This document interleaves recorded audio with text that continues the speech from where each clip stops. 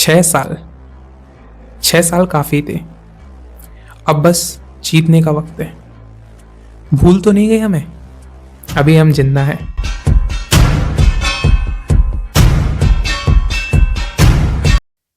यार काफ़ी समय हो गया अंडरग्राउंड रहते रहते, ऑलमोस्ट 6 साल। अब सोचा क्यों ना थोड़ा बाहर निकला जाए, बाहर की दुनिया को देखा जाए, बाहर क्या चल रहा है, कुछ बदला भी या जब सब कुछ पहले ही जैसा है। खैर, ये वीडियो रेगुलर वीडियो से थोड़ा सा अलग है। मुझे खुद भी नहीं पता है मैं इस वीडियो में क्या बोलने वाला हूँ। अनस्क्रिप्टेड है, जो मन में आएगा वो बोलूँगा। राधे राधे जी आपको। वैसे सच बताऊँ, मुझे कुछ नहीं पता मैं अभी क्या कर रहा हूँ। मुझे नहीं पता फ्यूचर में क्या होने वाला है। बस कुछ कुछ कर रहा हूँ और आशा है वो कुछ कुछ एक दिन बहुत कुछ में तब्दील हो जाए। I will take your 2 minutes. मैं 2 मिनट्स में जल्दी में आपको मेरे बारे में बता देता हूँ, क्योंकि कुछ लोग पहली बार आए होंगे जो मुझे देख रहे होंगे। वैसे तो 6 साल बाद ही सब लोग देख रहे हैं, बट हाँ, बहुत सारे लोगों को मेरे बारे में नहीं पता है। और कुछ ऐसे भी लोग हैं जो शायद मेरे बारे में जानना चाहते हैं, मैं क्या हूँ, मैं कैसा हूँ। तो उनके लिए वैसे मेरा जो कंटेंट है वो कहीं ना कहीं जेनजीज के अराउंड होगा। Gen Z, generation Z. मैं कुछ समय से सोशल मीडिया पर देख रहा हूँ, जेनजीज को लेकर बहुत सारे स्टीरियोटाइप्स बन गए हैं। जेनजीज की कोई वैल्यू नहीं है। इवन ये जेनजी क्रिएटर है ना, इन्होंने ऐसी तैसी मार दी है पूरी जेनजी जनरेशन की। तो मेरा कंटेंट जेनजीज के अराउंड होगा, तो मैं जेनजीज के भी कुछ स्टीरियोटाइप्स तोड़ना चाहता हूँ। तो यार, जो मैं अपने बारे में बताना चाहता हूँ वो मैंने पॉइंट्स लिख लिए हैं, क्योंकि अपने बारे में मैं बताने में भी भूल जाऊंगा। ऊपर से कैमरे को फर्स्ट टाइम फेस कर रहा हूँ, गारंटी है मैं फंबल करूंगा, तो माफ करना। बट हाँ, ये पॉइंट्स मैं देख के बोलूंगा। पहला पॉइंट, मुझे अकेले रहना पसंद है। सेकेंड पॉइंट, मुझे पार्टीज वगैरह पसंद नहीं है and I avoid them. Third point, I have never been in any relationship till now, but future की पता नहीं। Fourth point, I don't have any best friend और क्लोज पर्सन एंड इवन 4-5 दोस्त हैं जिनसे 2-4 महीनों में एक आध बार बात हो जाती है। Fifth, I just avoid social gathering. पता नहीं पहले ऐसा नहीं था, लेकिन अब अगर कहीं भी ज़्यादा लोग हों तो मैं थोड़ा अनकंफर्टेबल फील करता हूँ, इसलिए मैं सोशल गैदरिंग में जाने से ही बचता हूँ। सिक्स्थ, मेरी सोसाइटी के सभी बच्चों से काफ़ी अच्छी दोस्ती है। पता नहीं पिछले 6 सालों में क्या हुआ है, मेरे फ्रेंड्स बच्चे बन गए हैं, बड़ों से दोस्ती छूट गई है और बच्चों से फ्रेंडशिप हो गई है। काफ़ी सारे उन्होंने देखा भी होगा, मुझे सोसाइटी में मैं ऑलमोस्ट बच्चों के ही साथ मिलता हूँ। Seventh point, I love to spend time with myself, with my thoughts and with books. Eighth, social media मैं यूज़ करता नहीं, मुझे बिल्कुल भी पसंद नहीं है। बट क्या है, अभी थोड़े से प्लान्स चेंज हो रहे हैं, कुछ कुछ अलग अलग काम करना स्टार्ट किया है, तो मजबूरी है इसलिए स्टार्ट करा है उनको यूज़ करना। नाइन्थ, यार ये मैं इसी में पढ़ के बोलूँगा क्योंकि बहुत बड़ी लाइन लिखी है।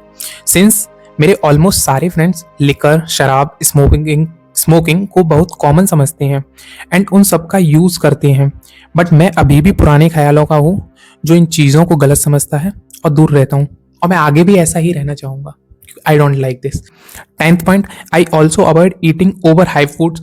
वही जो आप लोग पिज़्ज़ा, बर्गर, चाप, चाइनीज़ और ये जो भी होते हैं, भाई मुझे नाम भी नहीं पता। क्यों? क्योंकि मैंने कभी खाए नहीं। रेस्टोरेंट और ये क्या बोलते हैं होटल, इनमें मैं जाने से बचता हूँ। मैं कभी गया नहीं, तो मुझे इन फूड्स के बारे में नाम भी नहीं पता है। बस मैं थोड़ा ऐसा ही हूँ। 11th पॉइंट और मोस्ट इंपॉर्टेंट, जो मन में आता है वो करता हूँ, डरता किसी से हूँ नहीं। रीज़न, प्रेमानंद जी महाराज अक्सर कहते हैं, जब तक कार्य धर्मयुक्त है और सच्ची श्रद्धा से किया गया हो तो कभी किसी से नहीं डरना चाहिए। हाँ, जिस दिन काम कुछ गलत कर रहा हूँगा तो मैं जरूर डरूंगा, बट अभी तो मैं ऐसा कुछ करता नहीं, तो किसी से डरने की कोई टेंशन नहीं। क्या सोसाइटी बोलेगी, क्या लोग बोलेंगे, क्या रिलेटिव्स बोलेंगे, आई डोंट केयर। बस ऐसा ही हूँ। तो हाँ, आपको मेरे बारे में पता लग गया होगा मैं कैसा हूँ और कितना बोरिंग हूँ। खैर, कुछ लोगों के लिए इंटरेस्टिंग भी होगा, शायद कुछ लोगों को अच्छा भी लगता होगा, बट ठीक है, जैसा हूँ अब ऐसा ही हूँ। और हाँ, अगर कुछ लोगों ने जिन्होंने जेनजीज के लिए स्टीरियोटाइप्स बना लिए हैं, उनको बताना चाहूँगा, जेनजीज ऐसे भी हैं जो सोसाइटी में रहते हैं, वही नहीं जो आपको सोशल मीडिया पर दिखते हैं। चलो, तो अब स्क्रिप्ट को तो मैंने रख दिया साइड में, अब कुछ अपनी जैसी बातें कर लेते हैं। यार एक बात बताओ, वैसे और कैसे हो आप लोग? चिंता विंता तो नहीं है कोई? या मैं 6 साल बाद आया हूँ वापस? मैंने देखा लोगों की चिंताएं बहुत अजीब और गरीब हो गई हैं। मैं बताता हूँ कैसी, क्योंकि मेरे अगल बगल भी कुछ लोग रहते हैं, उनकी चिंताएं। पहले चिंता रहती थी मार्क्स की, आज चिंताएं हैं फॉलोअर्स की, किसके कितने फॉलोअर्स हैं इंस्टाग्राम पे। पहले चिंता रहती थी मुझे कौन कौन से सब्जेक्ट्स की प्रिपरेशन करनी है, आजकल लोगों की चिंताएं हैं मैंने तो उसकी पोस्ट पर दिल का वो गोलू भेजा, उसने तो मुझे दिल का गोलू नहीं भेजा। एक और अजीब चिंता आई है कि ऐसी क्या पोस्ट करूं, क्या स्टोरी लगाऊं कि काश उनका हमारे क्रशेस का रिप्लाई आ जाए, ये बहुत भयंकर चिंता चल रही है मार्केट में। एक और चिंता है, क्योंकि भाई चिंताओं की अलग ही भरमार लगी हुई है मार्केट में। वो बोलते नहीं है बेतुकी चिंताएं, बस वही चल रही है। कुछ ऐसी भी चिंताएं हैं कि क्या पहना जाए, किंतु ठीक है ये वाली चिंता तो यार मुझे भी रहती है। पर चिंताओं ने आजकल क्या बोलते हैं वो अपडेटेड वर्जन आ गया। अपडेटेड वर्जन कैसा, लोगों की चिंताएं ऐसी हो गई हैं कि कपड़े तो ठीक है, वो कपड़ों पे कौन सा चिप्पा लगा हुआ है, वो ब्रांड का टैग बहुत मैटर करने लगा है। यार हम तो आज भी कुछ भी उठा के पहन लेते हैं और वैसे हम पे फर्क भी नहीं पड़ता है। हमने देखा है हमारी एज के लोग जो हमारे साथ के उनको यार ब्रांड से फर्क पड़ता है। वो जो मोबाइल के पीछे कटा सेव है या नहीं, बहुत इंपैक्ट डालने लगे हैं। ठीक है लोगों की मेंटेलिटी है, बट मैं एट द एंड बोलना चाहूंगा यार ये चिंताएं बेतुकी तो आपकी हमेशा के लिए रहेंगी। अगर ब्रांड बनानी है ना तो खुद की बनाओ यार। कब तक ये कि मैं ब्रांड्स के कपड़े पहनूंगा, आईफोन लेके घूमूंगा या ये सब करूंगा तो मेरा टैग बनेगा। आप में दम है तो सब कुछ है, रियलिटी। अच्छा, वैसे इन बेतुकी चिंताओं के बीच कुछ लोगों की हकीकत की भी चिंताएं होंगी, जो रियलिटी में अपनी फैमिली को लेके, अपने रिलेशनशिप को लेके या कुछ भी को लेके रहती हैं चिंताएं। मैं उनसे बोलना चाहूँगा जस्ट वेट, दिन है तो रात भी आएगी और रात है तो निश्चित है दिन भी आएगा। वैसे एक लाइन है जो शायद मैंने किसी मूवी में सुनी थी या कहीं पढ़ी थी, याद नहीं, लेकिन वो बहुत मेरे दिल को छू गई। वो लाइन है कि शायद आपकी नज़र से देखा जाए तो वो आपके पास बहुत कम है, लेकिन सोसाइटी में ऐसा भी एक लोग हैं, ऐसा भी एक वर्ग है जिसकी नज़र से देखा जाए तो जो आप लाइफ जी रहे हो ना वो ड्रीम लाइफ है। तो जस्ट भगवान ने जो दिया है, जितना दिया है उसमें खुश रहो। और मैं ये नहीं कह रहा हूँ कि आप अपनी लाइफ के गोल्स छोड़ दो, आप जो ड्रीम्स देखते हो कि मैं बड़ी गाड़ी में चलूंगा, कि मैं अपने लग्जूरियस लाइफ जीऊंगा, नहीं। बट मैं बोलना चाहता हूँ अपने आज को कोसना छोड़ दो, कल के लिए काम करो लेकिन आज को कोसना छोड़ दो। आज आप जिस भी सराउंडिंग में रह रहे हो, जैसा घर मिला है, बहुतों के पास वो भी नहीं है। आपके पास भगवान ने आपको प्रॉपर हाथ पैर दे दिए हैं, लोगों के पास वो भी नहीं है। इवन कोविड में तो कितनों की लाइफ चली गई, लोगों के पास तो लाइफ भी नहीं है। तो मैं वही बोल रहा हूँ, अपने आज की कद्र करो, ग्रेटिट्यूड और वो ग्रेटिफिकेशन दिखाओ गॉड को कि हाँ thank you, we are very thankful, आपने मुझे इतना दिया, और आगे बढ़ते चलो। खैर, चिंता से याद आया, आपको एक कहानी सुनाता हूँ। ये कहानी मेरे एक दोस्त की है, बहुत क्लोज फ्रेंड था। नाम उसका वरदान ले लेते हैं। मैं उसका रियल नेम डिस्क्लोज नहीं करना चाहूँगा, तो उसका नाम है वरदान। मैं आज वरदान की स्टोरी सुनाता हूँ। तो वरदान की स्टोरी शुरू होती है। वरदान की स्टार्टिंग की लाइफ की जर्नी में 1-2 मिनट में कंप्लीट कर देता हूँ जल्दी जल्दी। वरदान का जन्म दिल्ली में हुआ था, अच्छे परिवार में हुआ था, फैमिली ठीक थी, सक्षम थी, भाई बहन थे, उनका खाना पीना अच्छे से हो जाता, जो भी मतलब एक परिवार को चाहिए होता है वो सब हो जाता था। बट उसके 2-3 साल बाद वरदान के जन्म के कुछ प्रॉब्लम आई, फैमिली में कुछ प्रॉब्लम्स आई, फैमिली को गाँव में शिफ्ट होना पड़ा। रीजंस थे जो मैं नहीं बता पाऊंगा और जो शायद मुझे नहीं पता भी नहीं है। लेकिन फिर क्या हुआ, वरदान की मम्मी ने सोचा कि क्यों ना शहर में, पास के शहर में जाया जाए, क्योंकि वहाँ उन लोगों की पढ़ाई भी अच्छे से हो जाएगी, बच्चों की, वरदान वगैरह की, और वो अपनी लाइफ में कहीं सेट हो जाएंगे। तो वो पास के शहर में आ जाते हैं और वो शहर था मेरा ही शहर। वरदान आ जाता है हमारे शहर में और फिर वरदान से होती है मेरी फ्रेंडशिप। वरदान किस प्रकार का लड़का था मैं बताता हूँ। वो ऐसा लड़का था जो किसी से भी अट्रैक्ट हो जाता था। मतलब आपने जो बोल दिया बस वो उसी की तरफ अट्रैक्ट हो गया। फॉर एग्जाम्पल, आप अगर क्रिकेट की बात कर रहे हो तो कल को उसको क्रिकेटर बनना है, आप एक्टिंग की बात कर रहे हो उसे एक्टर बनना है, आप डांसिंग की बात कर रहे हो उसे डांसर बनना है। बस ऐसा ही था वरदान। स्टार्टिंग का माहौल वही 4th, 5th, 6th क्लास में। यूपी इज ओपी, यूपी में पॉलिटिक्स तो रहती है, तो बस पॉलिटिक्स का नशा कहीं ना कहीं से चढ़ने लगा अपनी सराउंडिंग को देख के। तो वो कुछ ना कुछ करके राजनीति की तरफ बहुत रुख मोड़ने लगा। उसका मन था कि हाँ हम भी नेता बनेंगे, और वो तो सबको रहता है विधायक बनना है, क्योंकि चाचा विधायक है, फूफा विधायक है सबके। तो बस ऐसे ही कुछ उसके ड्रीम्स थे। तो हाँ, इनिशियल फेसेस में वो कुछ उसके ऐसे ड्रीम्स थे, बट ठीक है, लाइफ चेंजेस। 6th-7th में आके उसके प्लान्स चेंज होते हैं। प्लान्स ऐसे चेंज हुए, इनिशियली वो एक पार्टी से बहुत मोटिवेटेड था। मैं बोलूँगा नहीं, बट हाँ वो सा से जो नाम स्टार्ट होता है यूपी में, वही पार्टी का से बहुत ज़्यादा वो अट्रैक्ट रहता था। बट ठीक है, लाइफ के साथ थोड़ा चेंजेस आए और फिर उसकी थिंकिंग बदली। मैं बताता हूँ कैसे। वो किसी पार्टी को फिर सपोर्ट नहीं करता था, उसकी खुद की थिंकिंग आई। वो किसी कास्ट को भी सपोर्ट नहीं करता था, वो अपने नाम के बाद एक अलग सा ही वर्ड लगाने लगा था, वो भी नहीं मैं रिवील कर रहा हूँ। आई थिंक छोड़ो, वो भी नहीं रिवील करते। तो उसने अपना कास्ट भी लगाना छोड़ दिया। कुछ ऐसी थिंकिंग आई। कुछ लोगों का मानना था कि यार इस लड़के की क्या थिंकिंग है। सोचो ना, 7th क्लास का लड़का ऐसी थिंकिंग लेके चल रहा है, मतलब अपना कास्ट भी नहीं यूज करता है, उसको कास्ट फास्ट में बिलीव नहीं करता है, क्या केवल इंडिया और देश को जानता था बस, बाकी वो ज़्यादा किसी से मतलब नहीं रखता था, कौन सा धर्म क्या, कोई मतलब नहीं उसे। ऐसा व्यक्ति था। लेकिन फिर समय के साथ चेंज हुआ। हाँ, मैं वो बात बोल रहा था, वो मैं बोल रहा हूँ ना फर्स्ट टाइम कैमरे पे, तो थोड़ा फंबल कर रहा हूँ, बट मैं बताता हूँ। तो क्या था कि कुछ लोगों का मानना था भाई इस लड़के की क्या सोच है। इवन स्कूल में भी काफ़ी सारे टीचर्स थे जो उसको सपोर्ट करते थे, मैं नाम भी जानता हूँ बट ठीक है, वो आज मैं किसी को प्रैक्टिकली नाम वाम लेके नहीं बताऊंगा, बट हाँ आप समझिए बस एक एग्जाम्पल के साथ। तो काफ़ी सारे टीचर्स थे जो सपोर्ट करते थे, लेकिन एक वर्ग ऐसा भी था जो समझता था कि हाँ कैसा गधा है, ये पागल है, ये लड़का कुछ नहीं करेगा, ऐसा वैसा लोगों का बोलना था। बट ठीक है वो था, समय बदला, चेंज हुआ, आगे बढ़ा, वरदान की थिंकिंग बदली। अब वरदान को कुछ और करना था। क्या? वरदान को बिजनेस करना था। वरदान गया बिजनेस लाइन में, भाई अपने फ्रेंड के साथ मिलके वरदान ने बिजनेस स्टार्ट करा। 1 साल, ऑलमोस्ट 1 साल काम करा वरदान ने, बट ठीक है वहाँ से कुछ सीखा, कुछ नहीं सीखा, कुछ गलतियाँ हुई, कुछ वैसे मैं बता देता हूँ गलती क्या थी। हर एक बिजनेस में 2 चीज़ों की सबसे बड़ी प्रॉब्लम होती है, फंडिंग, एग्जीक्यूशन। दोनों जगह ठप, ना फंडिंग थी ना एग्जीक्यूशन थी। बट हाँ वहाँ से बहुत कुछ सीखने को मिला कस्टमर्स की थिंकिंग क्या होती है, सीखने को मिला पार्टनर्स कैसे होते हैं, बहुत कुछ सीखने को मिला बिजनेस में, जो शायद वो कहीं ना कहीं अपनी लाइफ में यूज़ करेगा।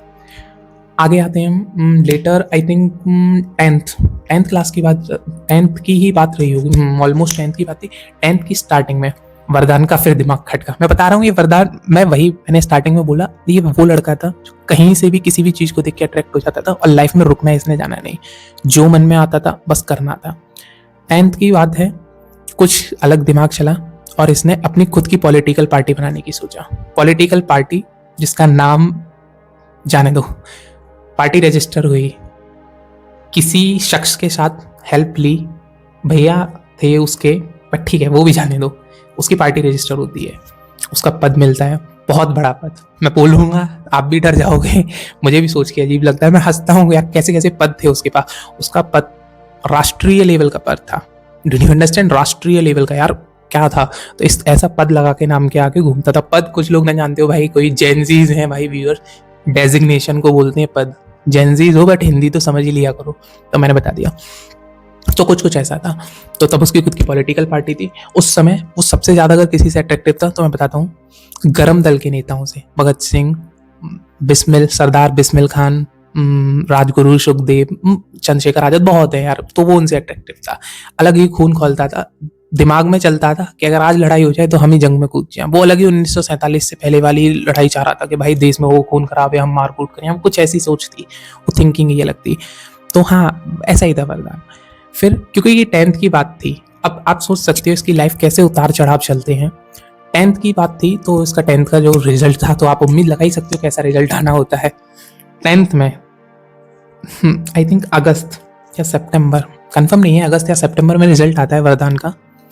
ही गॉट अराउंड 68%, 67 और 68%। रियलिटी इज दिस, सीबीएसई में 68-67% फेल माना जाता है यार। 80%, 85% हर कोई ले आता है, इतना गंदा परसेंट।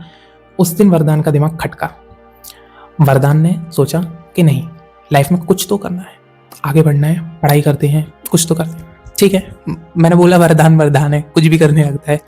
सोचा पढ़ाई करते हैं, सोशल मीडिया, जिस दिन रिजल्ट आया उसके कुछ दिनों के अंदर सोशल मीडिया बंद, सिम तोड़ के फेंक दी। वरदान की एक बहुत गंदी आदत है, सिम हर जल्दी बहुत जल्दी, मतलब 3-4-5 महीने में अपनी सिम बदल देता है, सिम तोड़ के फेंक देता है। इसलिए मेरा उससे कांटेक्ट में नहीं रहा हूँ, क्योंकि उसने अपनी सिम तोड़ के फेंक दी। उसका एक नंबर कोई है ही नहीं है जेन्युइन नंबर, तो कुछ ऐसा ही है। क्या हुआ, तो जब रिजल्ट खराब आया वरदान ने सोचा पढ़ाई करते हैं, पढ़ना है आगे चल के। पढ़ाई स्टार्ट होती है, वरदान की पढ़ाई स्टार्ट होती है। और वरदान का एक कहानी और है यहाँ पे, छोटी सी ट्विस्ट ये है कि वरदान को वरदान के स्कूल में ही एडमिशन नहीं मिला। स्कूल वालों ने बोल दिया भाई तुम्हें हमें एडमिशन नहीं लेंगे, तुम्हें ब्रांच नहीं मिलेगी, तुम्हें स्ट्रीम नहीं मिलेगी। इवन एक टीचर थे, नाम नहीं लूंगा, उस टीचर ने बोल दिया हमारे स्कूल में तुम्हें पढ़ने की जरूरत नहीं है, गेट आउट फ्रॉम हियर, सीधे क्लियर कट। भाई वरदान में ईगो इतना, वरदान दोबारा गई नहीं स्कूल में। वरदान ने स्कूल भी छोड़ दिया, नए स्कूल में एडमिशन लिया, 11th-12th वहाँ से करी। वहाँ से वो कट ऑफ हो गया लोगों से, किसी से मतलब नहीं, कौन कहाँ है दुनिया में, ही डोंट नो, जी रहे हैं मर रहे हैं कौन कहाँ, इवन लोगों को नहीं पता वरदान जिंदा है मर गया, कुछ नहीं, बस ऐसा ही चल रहा था। सबसे कट ऑफ, वरदान ने पढ़ाई स्टार्ट करी। 11th में ही टेक PCM मैथमेटिक्स, पढ़ाई स्टार्ट करता है मैथ्स ब्रांच से, अच्छी चलती है। पता नहीं किस क्या सोच के लिए, ईगो में ली या जो भी ली, कुछ नहीं पता, भगवान जाने उसकी क्या सोच रही होगी। उसने BCM ले ली। PCM लेने के बाद एक ही ऑप्शन बचता है, मार्केट में आजकल इंजीनियरिंग बहुत चल रही है, चल दिया वो उस लकीर पे। जो व्यक्ति 67% आए, वो सपना देख रहा है IIT में जाने का, NIT में जाने का, ठीक है चलता है। उसने उन पर काम करना स्टार्ट करा, पढ़ाई चालू करी, अब यार जिसका 10th ही ला हुआ हो, जिसने, मैं क्या बताऊं, वो लड़का था जिसने 10th में ट्रिग्नोमेट्री वगैरह पढ़ी ही नहीं थी। क्यों? क्योंकि भाई मैं तो 11th में लूंगा ही नहीं, मैं तो आर्ट्स लूंगा। 11th में उसके प्लान थे आर्ट लेने के, कि वो आर्ट्स लेगा, हिस्ट्री सिविक्स ज्योग्राफी पॉलिटिक्स पढ़ेगा, और रियलिटी में उसे वो फैसिनेट करते थे। बट समाज ने पता नहीं क्या हुआ, भगवान जाने, उसकी बुद्धि वो जाने, उसने पीसीएम ली। अब जब पीसीएम ली तो उसे 10th की साइंस और 10th की मैथ्स दोबारा पढ़नी थी। यू कांट बिलीव, वो 11th में आने के बाद 10th की बुक्स उठा के पढ़ता था कि भाई मैं पहले 10th अपना क्लियर कर लूँ। वो ट्रिग्नोमेट्री की, उसको वो क्या बोलते हैं ना, sine cos theta alpha beta gamma, उसको वही नहीं पता थे, वो वही सीखता था, वो उसी में अटका रहता था। साइन कॉस थीटा, इसकी भैंस का बीटा, जो भी था उसका यही चलता था। उसने अपनी ट्रिग्नोमेट्री संभाली और वो जो हर जगह संभाला। पहली बार 11th की फिजिक्स उठाई, पता चलता है फिजिक्स में फिजिक्स का मैथ्स है। वहाँ 1 2 3 वहाँ फिजिक्स तो घूम ही नहीं रही, वहाँ अलग ही दुनिया चल रही है। अरे फिजिक्स है तो भाई फिजिक्स में फिजिक्स, वो अलग ही दुनिया है। बट ठीक है चलो। केमिस्ट्री, भगवान जाने क्या केमिस्ट्री है, इनऑर्गेनिक ऑर्गेनिक, और भाई भगवान जाने उसमें कुछ नहीं, कुछ समझ में नहीं आता। पिंक, वो नहीं देखा क्या बोलते, वो कोटा फैक्ट्री वाला डायलॉग कि पिंक नहीं बेबी पिंक, रेड नहीं पिंकिश रेड, कुछ ऐसे करके वो वैभव वाला डायलॉग, वही बहुत बोरिंग सब्जेक्ट है। और बट हाँ एक चीज़ थी, समय के साथ साथ फिजिक्स उसको अच्छी लगने लगी थी, फिजिक्स उसकी फेवरेट भी बनने लगी थी। मैथ्स में उसका शुरू से इंटरेस्ट नहीं था, मैथ्स में उसकी पूरी जेई की प्रिपरेशन कर ली, उसकी मैथ्स कभी स्ट्रांग हो ही नहीं पाई। पर ठीक है, मैं बताता हूँ आगे क्या हुआ। 11th 12th उसने तैयारी करी, 11th में ड्रॉप, अब नहीं 11th और 12th स्कूल जाना बंद कर दिया। उसने स्कूल ही जाना बंद कर दिया क्योंकि कोविड आ गया था उस समय। कोविड के साथ साथ दूसरी प्रॉब्लम ये थी कि उसको स्कूल से लगा भी चला गया था। ये था उसके साथ एक अजीब प्रॉब्लम थी, उसको school life college life fascinate ही नहीं करती, पता नहीं क्यों। तो कॉलेज भी वो तो वो स्कूल ही नहीं गया, वो सिंगल डे स्कूल नहीं गया पूरे 11 12th में। फाइनल 12th के बोर्ड के पेपर दे के आया, बाई गॉड्स ग्रेस, भगवान की आशीर्वाद रहा। 12th में उसको 82 मार्क्स आए, 82% आए, नॉट मार्क्स। और आई थिंक फिजिक्स में 91 मार्क्स आए out of 100। That was a very very very big deal for him. ठीक है, खुश हुआ। बट जेई का कुछ नहीं हुआ उसमें। जेई का उस ईयर उसने दिया, जेई मेंस में अच्छा स्कोर नहीं आया। नेक्स्ट ईयर जेई मेंस दिया, ड्रॉप लेके जेई मेंस दिया। आई थिंक 89 अराउंड 89 परसेंटाइल रही उसकी। और जेई एडवांस में somewhere around, not clear, but I think 20 marks से जेई एडवांस एक आईआईटी की सीट रह गई। मतलब वही था यार उस समय, आई थिंक 70 या 80 कुछ तो था, मुझे याद नहीं, बट हाँ ये था। हाँ मार्क्स उसके अराउंड 60 या 70 थे कुछ। अगर 20-25 मार्क्स होते तो हाँ कोई ना कोई आईआईटी मिल जाती, पीछे की ब्रांच मिल जाती। बट ठीक है भाई, भगवान को जैसे पसंद था। अब क्योंकि आप लोग जानते हो, मतलब जितने भी जेई के स्टूडेंट्स होंगे वो तो जानते ही होंगे कि मतलब 2 ही ऑप्शन होते हैं, एक तो 12th के साथ दे सकते हैं, एक 12th के बाद। आई थिंक अब बढ़ा दिया, एक अटेम्प्ट बढ़ गया है, पहले नहीं था। तो हाँ हमारे टाइम, मतलब उसके टाइम पे नहीं था, तो उसका आईआईटी का तो सपना रह गया। उस समय उसे एनआईटी मिल रही थी, एनआईटी उस समय मिल रही थी। आई थिंक कुछ पीछे की एनआईटीज मिलनी थी, बट क्या हुआ उसने वो नहीं ली क्योंकि वरदान है। वरदान को एक नया भूत चढ़ा, भूत था मुंबई का। मुंबई जाना था, मुंबई ही पढ़ना था, मुंबई से ही उसे अपनी ग्रेजुएशन करनी थी। ठीक है, कोई क्या कर सकता है। उसने सोचा मुंबई ही जाना है, तो उसने उस साल एडमिशन ही लिया। वरदान भाई अलग जीवन जी रहा है, उसने लिया डबल ड्रॉप। मतलब वो अलग ही दुनिया। उससे मैंने बोला ना, वो मेरे से भी बड़ा सन की है। मैंने बोला ना कि मैं किसी से डरता नहीं, वो तो वास्तव में बिना सोचे समझे कुछ भी करने लगता है। डबल ड्रॉप लेने के बाद वरदान ने प्रिपरेशन करी। वरदान का फाइनल में आता है आई थिंक 95 या 96 परसेंटाइल, क्योंकि ठीक है यार, क्योंकि वो इतना भी पढ़ने में अच्छा नहीं था, बट 95-96 परसेंटाइल ठीक था। उस पर उसको एक अच्छा कॉलेज मिल जाता, एक डिसेंट कॉलेज मिल जाता। इवन अगर कोई एनआईटी नहीं मिलती ना, तो इतना तो यार जेई वाले बच्चे सभी जानते हो कि यूपीटीयू में कोई ना कोई कॉलेज मिल जाता बीटेक के लिए। बट क्या था ना, मुंबई मुंबई मुंबई, सुबह दोपहर शाम तीनों टाइम उसके दिमाग में मुंबई घूम रहा था। उसे मुंबई यूनिवर्सिटी से ही पढ़ना था। क्या हुआ, उसने अपना कॉलेज, जब कॉलेज की काउंसलिंग स्टार्ट होती है तो सबसे पहले स्टार्ट हुई जैक की काउंसलिंग, फिर हुई जोसा की काउंसलिंग, फिर हुई यूपीटीयू की काउंसलिंग। ये सब काउंसलिंग्स होती हैं, एनआईटी, आईआईटी, IITs। उसके बाद फिर ये दिल्ली यूनिवर्सिटी की, जो आई थिंक जैक दिल्ली की काउंसलिंग स्टार्ट हुई। तो ये सारी काउंसलिंग स्टार्ट हो गई, काउंसलिंग बंद हो गई। सबसे बाद में थी मुंबई यूनिवर्सिटी की काउंसलिंग, क्योंकि इसने प्लान बना लिया था कि इसे मुंबई यूनिवर्सिटी ही जाना है। तो इसने सारी काउंसलिंग में बैठा तो सही, लेकिन जहां जहां इसे सीट मिली इसे रिजेक्ट करता गया। क्यों? क्योंकि इसे फीस फंसानी नहीं थी। आगे cut to the point, Mumbai university का रिजल्ट आते हैं। मतलब मुंबई यूनिवर्सिटी की काउंसलिंग खुलती है सबसे एंड में, जब सारी काउंसलिंग बंद हो गई तब मुंबई यूनिवर्सिटी ने काउंसलिंग स्टार्ट करी थी। ठीक है, काउंसलिंग स्टार्ट होती है, उसको एक अच्छा कॉलेज मिल जाता है, एक डिसेंट कॉलेज मिल जाता है, मुंबई का टॉप 3rd या top 4th college. I think college का नेम छोड़ो, नहीं रिवील करते हैं, बट हाँ मुंबई का टॉप 3rd या 4th कॉलेज है वो। अच्छा माना जाता है, प्लेसमेंट अच्छा है, अराउंड 10 to 12 LPA का एवरेज पैकेज है, या आई थिंक उससे ज़्यादा ही होगा, बट ठीक है, वो ब्रांच अच्छी थी, ब्रांच भी उसको टेक की ही मिली थी, बट वो चला गया, मुंबई चला गया। मुंबई की अलग ही उसकी कहानी है, मैं बताता हूँ। भाई मुंबई जाता है पहली बार, घर से खुशी खुशी शॉपिंग हो गई, फ़ोन ले लिया, जो भी चीज़ की ज़रूरत थी, न्यू लैपटॉप और सब कुछ ले लिया। लाइफ में खुशी खुशी वो जाता है मुंबई। मुंबई जाता है, 4-5 दिन तो अपने मुंबई घूमता ही है, क्योंकि भाई लाइफ में फर्स्ट टाइम मुंबई आया, वो जो दुनिया, वो जो शहर हमेशा फिल्मों में देखा, टीवी में देखा, बहुत फैसिनेट करता था, वो सब वो रियल लाइफ में देख रहा था। अलग ही खुशी थी, अलग ही लाइफ जी रहा था। क्या हुआ, 4-5 दिन बाद बोलते हैं ना किस्मत, वो शाहरुख खान का डायलॉग है ना मूवी का, किस्मत साली बहुत कुत्ती चीज़ है, कभी भी पलट जाती है। वही हुआ उसके साथ, किस्मत पलट गई। कुछ उसकी पर्सनल प्रॉब्लम हुई, पता नहीं, कभी उसने शेयर नहीं करा किसी से, बट मजबूरी में उसको वहाँ से आना पड़ा। कैन यू बिलीव, जिसने पिछले 5 साल 11, 12 डबल ड्रॉप 5 साल से, क्योंकि 10th में भी वहीं प्रिपरेशन कर रहे थे यार, तो काफ़ी 5 साल ही हो गई ना, हाँ जो भी हुआ, तो ऑलमोस्ट 5 साल से वो जिस कॉलेज के लिए प्रिपरेशन कर रहा था, जब लास्ट में उसे मिला, मजबूरी में वो छूटा ना, तो आप सोच सकते हो यार, कोई भी प्लान नहीं था, इवन एनडीए वेंडीए कुछ नहीं दे सकते हैं। आपकी ग्रेजुएशन भी आपकी 2 साल डिले चल रही है, 2 साल ग्रेजुएशन डिले हो गई, सब कुछ डिले हो गया था। और जब 2 साल के बाद मतलब 12th हुई 2022 में, पूरा 23 पूरा 24 सारे ईयर्स चले गए।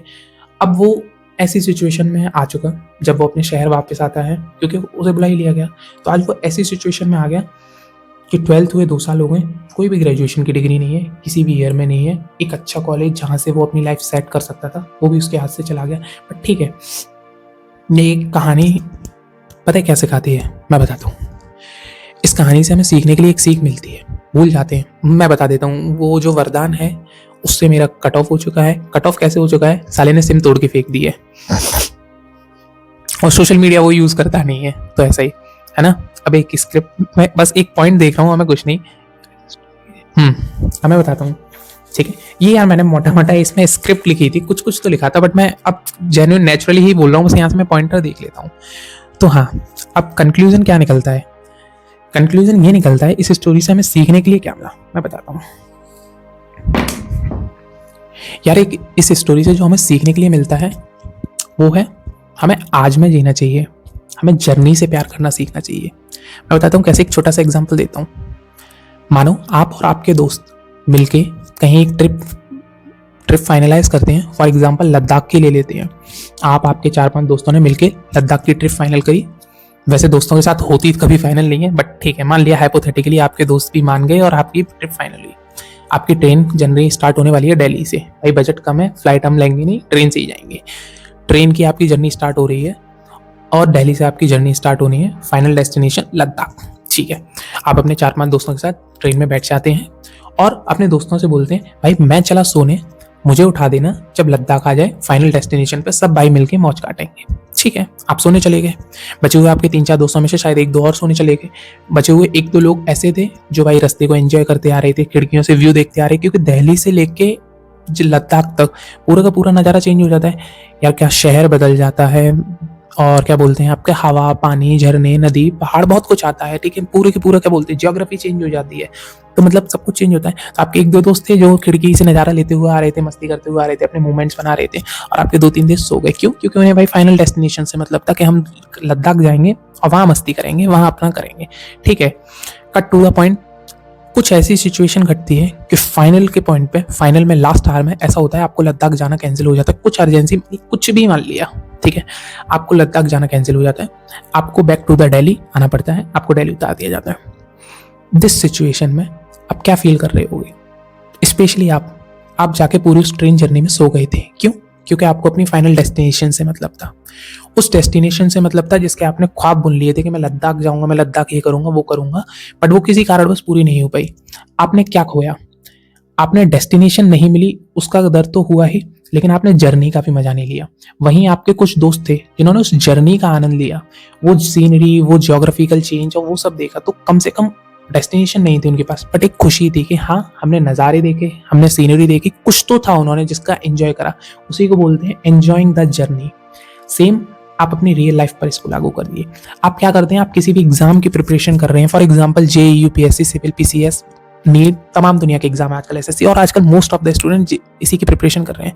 आप सबसे बड़ी प्रॉब्लम क्या कर रहे हैं एज एस्पायरेंट, क्योंकि मैं भी एक एक्स एस्पायरेंट हूँ, शायद फ्यूचर में, मुझे पता नहीं मैं कभी, बट नहीं एस्पायरेंट नहीं हूँ तो अभी मैं स्टार्टअप पे वर्क कर रहा हूँ इस सोशल मीडिया पे, तो मैं हूँ ना, तो मैं अपने ऊपर भी लागू कर सकता हूँ। मैं बताता हूँ क्या, मैं जर्नी से प्यार कर रहा हूँ।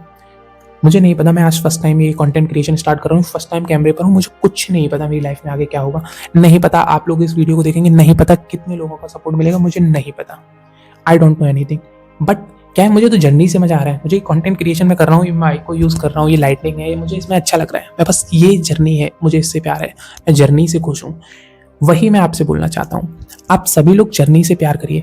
आप लोगों ने एग्जाम को इतना बड़ा टैबू बना लिया है ना कि नहीं नहीं हम पगला गए हैं। पगला कैसे गए हो कि बस पूरे दिन सुबह उठना है, किताब खोलनी है, पढ़ना है, सो रहे हैं, किताब आंखों के आगे रखी है। ये मैं बताता हूँ पढ़ाई कैसे होती है यही प्रिपरेशन में। फॉर एग्जाम्पल ये आपकी फिजिक्स की बुक है, आपने पढ़ रहे हैं, भाई बोर हो गए, थोड़ा सा 1 मिनट रील देख लेते हैं। आपने फोन उठाया, रील देखना स्टार्ट करी, साला किताब में 10 मिनट पढ़ाई हुई है, रील 30 मिनट की दिख गई, ये तुम लोगों की पढ़ाई है। उसके बाद फिर बोलते हैं हमारा सिलेक्शन क्यों नहीं होता है। अब मैं बताता हूँ क्यों, क्योंकि आप सीरियसली पढ़ ही नहीं रहे हो। और पढ़ने न पढ़ने का मैं रीजन बताता हूँ, क्योंकि आपने उन किताबों से, उन जर्नी से प्यार ही नहीं किया, आप प्रेशर में पढ़ रहे हो। जिस दिन आपने अपनी जर्नी से, अपनी किताबों से प्यार कर लिया और आप उस जर्नी को एंजॉय करना सीख गए ना, रियलिटी है, डेस्टिनेशन तो आपको मिल ही जाएगी, आपके रिजल्ट तो मिल ही जाएंगे। और वो बोलते नहीं है कि दोनों हाथ घी में, जर्नी में भी मजा लिया, डेस्टिनेशन भी मिल गई, और क्या चाहिए आपको। आप कितने भी सफल व्यक्तियों को देखेंगे, जितने भी अपनी लाइफ में आज, मतलब फॉर एग्जांपल यूपीएससी की प्रिपरेशन कर रहे थे तो आज आईएएस बन गए, आईपीएस बन गए, उनके इंटरव्यू सुनिए, वो खुद बोलते हैं जो मजा जर्नी में था ना, वो फाइनल वहां नहीं मिलता है। बहुत सारे लोग आपने देखे होंगे क्या करते हैं, प्रिपरेशन करते हैं, 3-4 साल अच्छे से प्रिपरेशन करते हैं, आईएएस बन जाते हैं, रिजाइन कर देते हैं, क्यों, वो मजा ही नहीं आ रहा।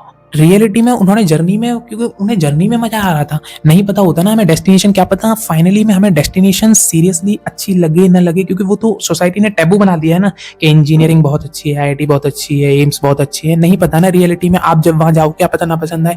देखे नहीं है कितने सारे आईआईटीएंस हैं, आईआईटी में जा रहे हैं, कोई एक्टर बन रहा है, कोई डायरेक्टर बन रहा है, कोई प्रोड्यूसर बन रहा है, कोई इंडियन नेवी में जा रहा है, कोई आर्मी में जा रहा है। This is the reality.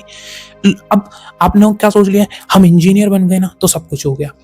नहीं यार, हमें लाइफ में आगे सीरियसली नहीं पता है। मैं वही बोलना चाहता हूँ, आप अपनी जर्नी से प्यार करिए। जिस दिन आपने अपनी जर्नी से प्यार करना सीख लिया ना, लाइफ सेट है। और सेकंड चीज, आज को जीजिए, आज को जीजिए नहीं है, क्या बोल रहा हूँ मैं, बोल रहा हूँ लिव द मोमेंट। इंग्लिश में अच्छा आ जाता है, हिंदी का इसका वर्जन क्या हो सकता है, लिव द मोमेंट। अपने आज को प्यार कीजिए, कल और आने वाला कल, पास्ट और फ्यूचर, ये रियलिटी में क्या है ना, बोलते हैं थोड़ा डीप हो जाएगा बट मैं बोल दे रहा हूँ, फ्यूचर और पास्ट एक डिलेमा है, एक मैट्रिक्स है।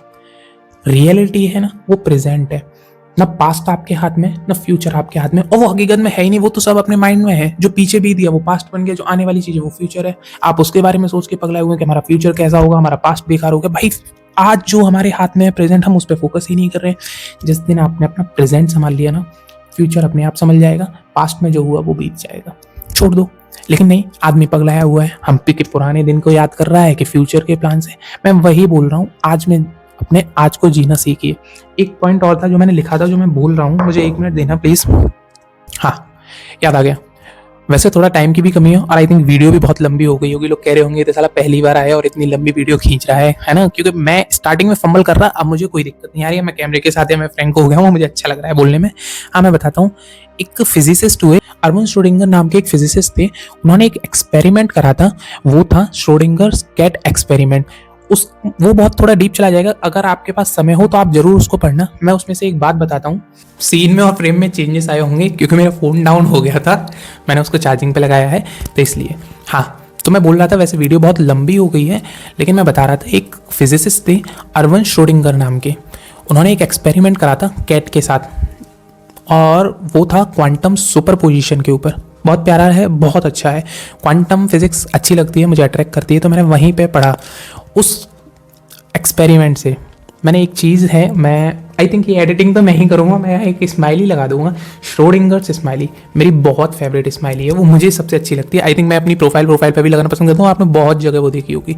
रियलिटी में देखने वाले की नज़र में रहता है, आपकी नज़र पे डिपेंड करता है आप उसमें क्या देख रहे हो। दूसरी चीज़, उसमें बहुत गहरा मीनिंग है। एक और बात बोलूँगा, साइकोलॉजी, साइकोलॉजी ना, एक सेकंड, हाँ साइकोलॉजी, नहीं सॉरी फिलॉसफी, फिलॉसफी ईस्टर्न और वेस्टर्न फिलॉसफी, जो लोग हिंदी से हैं तो मैं बता दूँ दर्शन शास्त्र का भी सबसे बेसिक नियम यही है कि उसमें कुछ भी चीज़ सर्टेन नहीं है। अनसर्टेनिटी सबसे बेसिक है। हम लोग हमेशा लाइफ में सर्टेनिटी के लिए भागते हैं, लेकिन लाइफ में कुछ भी कंफर्म नहीं है। आप पढ़िए ना, दर्शन शास्त्र को पढ़िए, आप ये क्वांटम फिजिक्स तो रहने दीजिए, फिजिक्स के स्टूडेंट होगे तो आप पढ़ोगे, लेकिन लाइफ में आप किधर भी चले जाओगे ना, श्रोडिंगर्स को क्वांटम भी, हाँ मैं बताता हूँ, देखो केमिस्ट्री में आपने पढ़ा होगा हाइजेनबर्ग अनसर्टेनिटी रूल, उसमें भी आपने पढ़ा है देयर इज़ नथिंग, मतलब यहाँ पे कुछ भी सर्टेन नहीं है, एवरीथिंग इज अनसर्टेन। केमिस्ट्री हो गया। फिजिक्स में आपका मैंने बता दिया, क्वांटम फिजिक्स में आप पढ़ोगे, इधर क्या बोलते हैं फिलॉसफी दर्शन शास्त्र में भी आप पढ़ोगे, और काफ़ी सारे सब्जेक्ट हैं जहाँ मैंने पढ़ा नहीं है, बट रियलिटी हाँ यही है। इवन आप भगवद गीता वगैरह में पढ़ोगे यार, कुछ भी नहीं, वही क्या बोलते हैं कर्मण्येवाधिकारस्ते माँ फलेषु कदाचन माँ कर्म फल हेतुर्भूर माते संगोस्तो कर्मणि, कर्म है हमारे हाथ में, फल तो हमारे हाथ में है ही नहीं, हर जगह वही बात है। लेकिन क्या है ना, हम सर्टेनिटी के लिए और भागते हैं, हम फ्यूचर की सोचते हैं। मैं बोलता हूँ आप कुछ नहीं जानते हमारी लाइफ में क्या होगा, सब छोड़ दीजिए, सब छोड़ दीजिए। आज मैं जिए बहुत गलत लाइन बोल देता हूँ, मैं बोलता हूँ प्रेजेंट में जिए, प्रेजेंट को प्यार करिए और अपने आज की कद्र कीजिए। आज अगर आप अपने आज की कद्र करेंगे तो आपका आने वाला कल खुद आपकी कद्र करेगा और कहीं ना कहीं सेट हो जाएंगे। लेकिन वो हमेशा ख्याली पुलाव बनाए रखना कि यार ये फ्यूचर में ये होगा वो होगा, छोड़ दो। हाँ वैसे यार अभी मुझे याद आया, ये मैं फिजिक्स की बात कर रहा था यार, मैं ज़्यादा भावनाओं में बह गया, बहुत दिनों के बाद मैं कुछ भी बोल रहा हूँ, कहाँ दर्शन, कहाँ यार वो स्टार्टिंग वरदान की कहानी, और कहाँ वो गोलू क्या बोल रहा था, वो मैं भूल गया, चिंताएं, वो चिंता वाली लाइन कैसी कैसी चिंताएं, कॉमेडी भी हो गई, सैडनेस, वरदान की कहानी से दुखी भी हो गया, लास्ट में आके थोड़ा सा वो नॉलेज वाली भी बात हो गई। बट हाँ ठीक है यार, बहुत समय के बाद कैमरे पर आया हूँ, थोड़ा बहुत शायद स्टार्टिंग में फंबल भी कर रहा है, मुझे अच्छा भी लग रहा है आप सबसे बात करने में। बट हाँ यार वही है ना कि ठीक है, वरदान की कहानी, हाँ यार आप में से कुछ लोग पूछोगे क्या, कुछ लोग समझ ही गए होंगे हु इज़ द वरदान रियल लाइफ में कौन है, आप समझ गए होंगे। अगर आप अभी भी नहीं समझे हो तो आप अननोन की तरह, वरदान मेरा एक अच्छा दोस्त था, है और रहेगा नहीं, बेकार था वो, शायद अब पता नहीं कहाँ होगा। ठीक है, हाँ अब ये मैंने लाइन लिखी है, ये कहाँ से लिखी है, मैं प्रेमानंद जी महाराज की लाइन, मतलब मैं प्रेमानंद जी महाराज को अक्सर सुनता हूँ, और उनको मैं ही क्या, उनको तो सारा ही यूथ सुनता है यार, वो भगवान का ही रूप है, वो स्वयं श्री कृष्ण भगवान है, ऐसा मेरा तो मानना है। तो मैंने उनकी ही लाइन सुनी और मैंने सोचा कि क्यों ना, ये मेरी फर्स्ट वीडियो है तो मैं बोला जाए, तो मैं प्रॉपर जो मैंने लाइन लिखी है वो ही मैं पढ़ के सुना देता हूँ। आखिर में बस यही कहूँगा, अपने आज को प्यार करिए, और वो प्रेमानंद जी महाराज कहते हैं ना, आप प्रयास कीजिए, सफलता उनके हाथ में है, वो क्या बनाना चाहते हैं, क्या करवाना चाहते हैं, वो तो बस मालिक ही जाने। कहते हैं दिन है तो रात भी आएगी, और रात है तो दिन भी निश्चित ही आएगा, इसलिए बस प्रयास करते रहो, जब गिरे तो फिर उठ जाओ, फिर गिरो फिर उठ जाओ, फिर गिरो फिर उठ जाओ। यहाँ वो वाला मुझे डायलॉग याद आ गया, कौन सा, ये जवानी है दीवानी से बनी का डायलॉग, नैना मैं गिरना चाहता हूँ, नहीं नैना मैं उड़ना चाहता हूँ, गिरना चाहता हूँ, नहीं हाँ नैना मैं उड़ना चाहता हूँ, दौड़ना चाहता हूँ, गिरना चाहता हूँ, उठना चाहता हूँ, लेकिन रुकना नहीं चाहता हूँ, समथिंग कुछ ऐसा था ना वो डायलॉग। तो मैं वही, आप गिर रहे हो दोबारा उठो, गिर रहे हो फिर उठो, क्योंकि ये मनुष्य जीवन बहुत मुश्किलों से मिला है, बहुत न जाने, हम लोग तो जानते नहीं यार लाइफ में सब, मैं फिर ज्ञानी बातें करने लगूंगा, इसलिए मैं बोल रहा हूँ मनुष्य जीवन बहुत मुश्किलों से मिला है, न जाने कितने ही जन्म गए होंगे, न जाने कौन कौन से जन्म ले लेके हम किस किस योनि से आए होंगे, तो हमें आज मनुष्य जीवन मिला है, उसका पूर्ण यूज़ करिए और उसमें कुछ ऐसा करके जाइए जिससे लोग आपको अच्छा माने, मतलब आपको लगे कि हाँ एट द एंड आप लाइफ में खुश थे। अब यार मेरी स्क्रिप्ट हो चुकी है पूरी ख़त्म, लेकिन बात करते करते मुझे 2 बातें याद आ गई हैं जो मैं बोलना चाहूँगा। ठीक है, वीडियो पूरी ख़त्म हो चुकी है, एक लास्ट में वो बोलते हैं ना मेरा खुद का ज्ञान, क्योंकि मैं बोलते बोलते अपने मन में आ गया तो मैं बोल देता हूँ। ये मैंने स्क्रिप्ट साइड में रख दी, आप सोचो कि मैं स्क्रिप्टेड बोल रहा हूँ, हटा दो, मैं स्क्रिप्ट हटा दी। तो मैं बोलना चाह रहा था कि मैंने अभी कुछ समय से देखा, मैं समझ जाओगे आप, लेकिन हाँ मैं कहीं तो गया था, कहीं बाहर गया था, वहाँ से लौटा तो कुछ लोगों से मिलना हुआ, तो मैंने देखा कुछ मेरे फ्रेंड्स थे।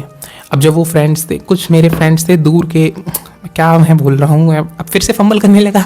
हाँ तो मैं बोलता हूँ, मैं कुछ लोगों से मिला और मैंने अभी सोसाइटी में देखा है एक नया चलन चल गया है। नया चलन क्या चल गया है, शराब का, सिगरेट का, और वो छोड़ो ना, वो गलत सारी हरकतों का। मैं बताता हूँ क्या हुआ है और ये रियलिटी है। अगर आप में से कोई ये हरकत करता भी है ना, तो वैसे मुझे कोई प्रॉब्लम नहीं यार, आप अच्छे से करो, ठीक है यार, इंडिया का कंपटीशन ही कम होगा, दबा के करो। बट मैं बोल देता हूँ क्या हरकत हुई है आप लोगों के साथ। रियलिटी ये है, ये सब घर के अंदर रहे हैं स्टार्टिंग से, अपने परिवार के साथ रहे हैं, मम्मी पापाओं के प्रेशर में रहे हैं, दबे रहे हैं। पहली बार आज़ादी मिली है तो उड़ रहे हैं ये ज़्यादा।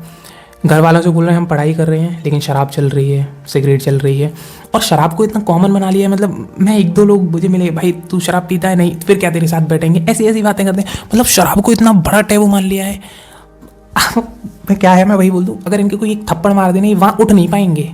लेकिन फिर वही है ना कि मतलब शराब सिगरेट अपने आप को नेता समझते हैं, तो आजकल का युद्ध वहीं जा रहा है। और एक वो सेकंड लाइन मैंने सुना है कि इंडिया यूथ है, मतलब इंडिया यंग कंट्री है, यूथ की कंट्रीज़ है। सच बात है, यूथ की कंट्रीज़ है, लेकिन इंडिया का यूथ कहाँ है? लड़खड़ा रहा है। इंडिया के यूथ पड़े हैं ठेकों पे, इंडिया के यूथ पड़े हैं फ्लैटों में, उल्टे सीधे कर्म कर रहे हैं। घर वालों ने क्या है, बड़ी प्रेशर से मतलब 20-30 हज़ार रुपये करके जो भी दे रहे हैं वो पैसे दे रहे हैं घर वाले पढ़ाने के लिए कि हमारा बच्चा पढ़ रहा है। बच्चा क्या कर रहा है वो सबको पता है। पेरेंट्स कभी जा नहीं पाते हैं। इवन यार घर इतने शेडी एरियाज़ में ले रखे हैं। दिल्ली के मैं फ्लैट्स देख के आया हूँ, इतने शेडी एरियाज़, मैं तो शायद कभी रह भी ना पाऊँ ऐसी जगह। मुझसे बोला अभी तक घर वालों ने कि तुम चले जाओ, बट नहीं यार, पता नहीं क्यों मेरा मन नहीं करा। हाँ, और एट दी एंड मैं वही कहूँगा, कुछ लोगों को लग रहा हूँ शायद थोड़े पुराने ख्यालों का, थोड़ा ऑकवर्ड क्या बोल रहा हूँ, थोड़ा पुराने ख्याल के, ऐसा ही इसकी पुरानी थिंकिंग है। बट हाँ यार, मैं जैसा भी हूँ बस ऐसा ही हूँ, और शायद ऐसा ही रहूँगा। वो जितने भी आपका मॉडर्न कल्चर, वेस्टर्न कल्चर, फलाना कल्चर, भाड़ में जाए, हमें नहीं पसंद। हम सीधे साधे आदमी हैं। आज भी गाँव में जुड़ना, मुझे गाँव में यार, मैं क्या है ना कि कुछ पढ़ाई के चलते जा नहीं पाता हूँ, बट मुझे रियलिटी में गाँव की जगह अच्छी लगती है। मुझे गाँव साइड बहुत अच्छा लगता है। वो सिंपल खाना, वो देसी क्या बोलते हैं आपका, जितना भी चूल्हे की रोटी और ये सब, मुझे वही अच्छा लगता है। तुम लोग ये पिज़्ज़ा और ये क्या, शरीर खराब हो जाएगा, गल जाओगे, बुढ़ापे पे पड़े होगे। इसलिए मैं बोल रहा हूँ सिंपल लाइफ जियो, अपने आज को प्यार करो, और ये वरदान वाली कहानी से कुछ अगर सीखने को मिले तो सीखो। और स्टार्टिंग में भाई थोड़ी हंसी, थोड़ी मजाक चलती रहती है, और अब तो खैर रोज़ ही मिलेंगे यार। मैं एक चैलेंज करने वाला हूँ। आई थिंक अगर आज ही वीडियो, पता नहीं आप लोग किस टाइम देख रहे होगे, लेकिन इस वीडियो के अपलोड होने के बाद सेम डे 1 जनवरी को 8 PM शाम को मैं वीडियो अपलोड कर दूँगा, तो देख लेना। वैसे तो मैं उस चैलेंज के थ्रू मैं आपसे रोज़ ही मिलूँगा। एक दो शायद आप में से अगर शायद क्या, हाँ, और लास्ट में आज 1 जनवरी है, क्योंकि ये वीडियो तो मैं आई थिंक आज कौन सी डेट है, 30 दिसंबर है, 30 दिसंबर को शूट कर रहा हूँ। लेकिन हाँ, ये जाएगी तो 1 जनवरी को, तो आप सब 1 जनवरी को देख रहे होगे। तो हाँ, वंस अगेन क्या, मैंने तो अभी तक विश ही नहीं कराया है, तो पहली बार ही कर रहा हूँ। Wish you a very very very happy new year 2025। आप फोड़ दोगे, आप मचाओगे, आपके जो सपने हैं, आपके जितने भी जायज़ सपने हैं, आप सबको पूरा करोगे। हाँ, वो वाले नहीं छोड़ो, कुछ के सपने अलग होते हैं। इफ़ यू नो तो मतलब आप अपने सपनों को पूरा करोगे। आप अपने एग्जाम्स की प्रिपरेशन, या जो भी जेई की प्रिपरेशन, नीट की प्रिपरेशन कर रहा है, एक टाइम था यार हमने भी किया है, ठीक है, मिला नहीं मिला वो सब बात अलग। मैं हाँ एक बात और बोल देता यार, वीडियो बहुत लंबी खिंच रही है, बट मैं शॉर्ट में बोल देता हूँ कि आज कोई जेई की प्रिपरेशन कर रहा है, नीट की प्रिपरेशन कर रहा है, जो मेरे जूनियर्स हैं, उनको लगता होगा यार नीट या जेई हुआ तो सब कुछ है, नहीं हुआ तो लाइफ ख़त्म, या बहुत सारे, क्योंकि उस समय हमें भी लगता था यार क्या ही होगा। रियलिटी में बता दे रहा हूँ, सब कुछ है लाइफ में। आगे चल के आपको जितना आप आगे जाते हो, हज़ारों रास्ते खुल जाते हैं। आज आपके टीचर्स ने, सोसाइटी ने इतना बड़ा आईआईटी का टैबू मिला। भाई मेरे आईआईटी के फ्रेंड्स हैं, वो बोल रहे हैं आईआईटी में प्लेसमेंट नहीं लग रहा है। मैं इसका ऐसे नहीं शो कर रहा हूँ कि मतलब आईआईटी, मैं एक बस इतना बताना चाह रहा हूँ कि ऐसा नहीं है कि आप आईआईटी चले गए तो आपकी लाइफ सेट, आईआईटी नहीं गए तो कुछ नहीं। आप अभी अपने प्रेजेंट पे फोकस करो, आप अपने एग्जाम पर अच्छे से फोकस करो। नहीं होता है लाइफ में, बतेरे रास्ते हैं, बहुत ऑप्शन है, कुछ नहीं, आगे देखा जाएगा। टेंशन फ्री रहो, मस्त रहो। और हाँ, वो वाली मत पढ़ाई करना के पास 10 मिनट फिजिक्स पढ़ रहे हैं, 30 मिनट रील देख रहे हैं, फिर 40 मिनट सोचा कि सिमरन से बात कर लें, कि नेहा से बात कर लें, कोई राहुल से बात कर लें, यही चल रही है, उसकी स्टोरी देख लें। नहीं, पढ़ाई कर रहे हो तो सीरियस करो, अपने साथ गद्दारी मत करो। आप अपने साथ सच रहोगे, लाइफ आपको लौट के देगी। भगवान देख रहा है। अब यार वो लास्ट में मैं बोल दूँ, आपको कोई ना कोई नहीं देख रहा है, आपकी सोसाइटी, आपकी मम्मी पापा कोई नहीं देख रहा है, वो जो फ्लैट में रह रहे हैं लड़के, उनको कोई नहीं देख रहा है, ऊपर वाला देख रहा है। लौट के सबको आना है, आज नहीं तो कल, कल नहीं तो परसों, सबको सबका मिलेगा, ठीक है, मिल ही जाएगा आपको रिजल्ट। तो फिर वही है, पढ़ाई अच्छे से करो, बाकी ठीक है। या न्यू जर्नी कुछ करने की कोशिश है, देखते हैं क्या होगा क्या नहीं होगा।